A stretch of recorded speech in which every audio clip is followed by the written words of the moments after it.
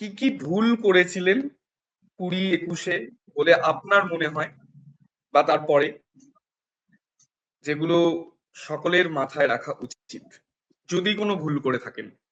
আমি যখন পড়াশোনা করেছিলাম, প্রিলিমস দিলাম, মেন্স দিলাম, আমি ইন্টারভিউটা যেটা মানে ক্রুশিয়াল একটা পর্যায়ে, তখন সেই মুহূর্তে মানে প্রথম বছরটা বিশেষ করে অতটা আমি মানে বুঝতে পারিনি, মানে গ্রুপে ইন্টারভিউ দিতে যাচ্ছি কিরকম, কতটা কি হয়, সেখানে কি প্রশ্ন করা হয়।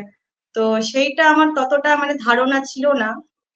তো আমার মনে হয়েছিল যখন পড়বো, মানে অ্যাটলিস্ট মেন্সটা যখন আমি দিয়ে আসছি, তারপর থেকে কিন্তু আমার মনে হয় যে একটু একটু করে কারেন্ট অ্যাফেয়ার্স বা ইন্টারভিউ কি কি প্রশ্ন করা হয় একটু চর্চার মধ্যে থাকা উচিত। তা খুব বেশি রিগোরাস কোনো মানে চর্চা বলছি না, মানে জাস্ট একটুখানি আমার ইন্ট্রোডাকশনটা তৈরি করে রাখা, বা আমি কিভাবে মানে কি কি সাবজেক্ট, বিশেষ করে আমি দেখেছি ইন্টারভিউতে মানে কনস্টিটিউশন বা বিভিন্ন ডাইভার্স ফিল্ড থেকে তো প্রশ্ন করা হয়, বা কারেন্ট অ্যাফেয়ার্স, তো এগুলো একটুখানি মানে চর্চায় থাকাটা খুব দরকার।